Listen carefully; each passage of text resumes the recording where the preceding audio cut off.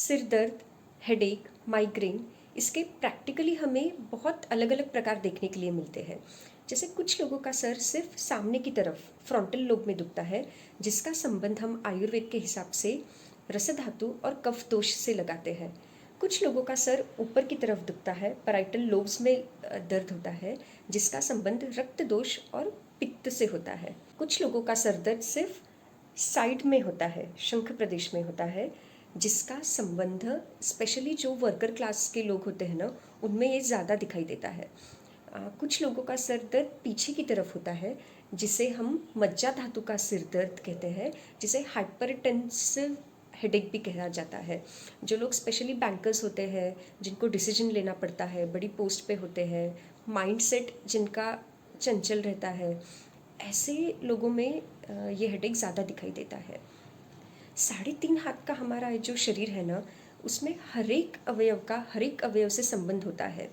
जैसे आयुर्वेद में कहा गया है, शकृता पिंडिको द्वेष्टन प्रतिशाय शिरोरुजा, यानी जिन लोगों को मल से रिलेटेड कोई भी प्रॉब्लम हो, अगर कॉन्स्टिपेशन हो, पेट साफ न होता हो या बार बार लूज मोशंस हो जाते हो, ऐसे लोगों में भी हेडेक दिखाई देता है। इसलिए कारण पे हमें ध्यान देना चाहिए, किस जगह सर दर्द हो रहा है, उसका दोष और धातु से संबंध लगाकर जब हम ट्रीटमेंट करते हैं तो ये जड़ से ठीक होता है। और भी सर दर्द के कारण हैं, जैसे लोग बाहर का ज़्यादा खा लेते हैं, धूप में ज़्यादा घूमते हैं, तीखा, नमकीन और खारा ज़्यादा खा लेते हैं, दही ज़्यादा खाते हैं, खाने के बाद तुरंत नहा लेते हैं, या खाने के बाद तुरंत व्यायाम करते हैं, जिम करते हैं, एक्सरसाइज करते हैं। ऐसे बहुत अलग अलग कारण हमें देखने के लिए मिलते हैं। अभी गर्मी के दिनों में स्पेशली बहुत से लोगों को घुलाना फूटना, यानी नाक से खून आने की आदत होती है। तो वो टाइम बिंग तो ठीक हो जाता है, बट अगर उसकी प्रॉपर केयर न ली जाए और अगर नाक से खून बह रहा है और उस पर अगर कोई मक्खी बैठ जाए, तो वो जो मैगॉट्स होते हैं, वो जो कृमि होते हैं, वो नाक से सर में चले जाते हैं और उसकी वजह से हेडेक शुरू हो जाता है और कई सालों तक चलता रहता है। छोटे छोटे बच्चों में भी हमें ये देखने के लिए मिलता है। हेडेक ये सिंपल भी हो सकता है या हेडेक ये किसी बड़ी बीमारी का लक्षण भी हो सकता है। अब आप कहेंगे कि हम कैसे पहचानें कि हमारा हेडेक सिंपल है या किसी बड़ी बीमारी का लक्षण है। देखिए, अगर आपका पेट खराब है, अगर आपको एसिडिटी हो गई है, कल रात को नींद नहीं हुई और आज आपका हेडेक हो रहा है, तो आप समझना कि ये सिंपल हेडेक है। इसका कारण आप तुरंत रूल आउट करेंगे तो वो हेडेक कम हो जाएगा। पर अगर कुछ लक्षण मैं आपको अभी बता रही हूँ, अगर वो आप में दिखते हैं, तो आपको समझ जाना चाहिए कि ये सिंपल हेडेक नहीं है, ये किसी बड़ी बीमारी का लक्षण है।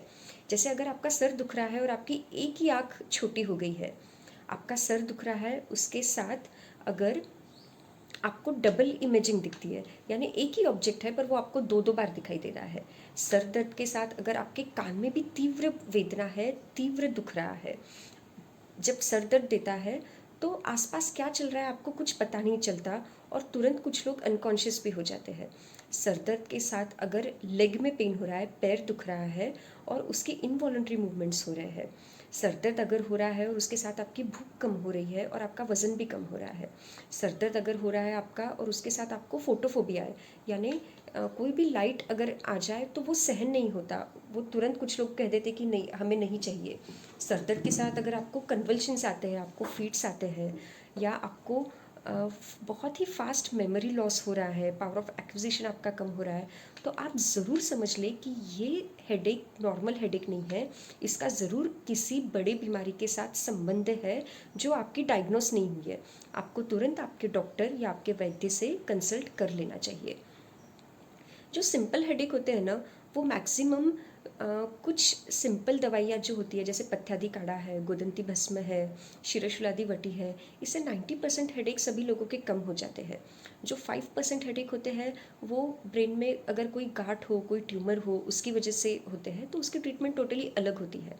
और 5% हेडेक जो होते हैं ना, उसका किसी चीज़ से संबंध नहीं होता, वो साइकोलॉजिकल होता है। मतलब बहुत बार ऐसा होता है कि पेशेंट को हेडेक नहीं होता है पर उसको लगता है कि मेरा सर दुख रहा है, तो इसका मन से संबंध होता है। तो इसके लिए फिर अभ्यंग करना, नस्य करना, शिरोधारा करना, उन्माद अपस्मार जैसी दवाइयों या मेंटल डिसऑर्डर्स की जो दवाइयाँ आयुर्वेद में बताई गई है वो देना, उससे ये हेडेक कम हो जाता है। तो जो कॉज है ना, जो कारण है वो जब तक डायग्नोज नहीं होता ना, तब तक ट्रीटमेंट ये जड़ से नहीं होती और वो हेडेक पूरा ठीक नहीं होता।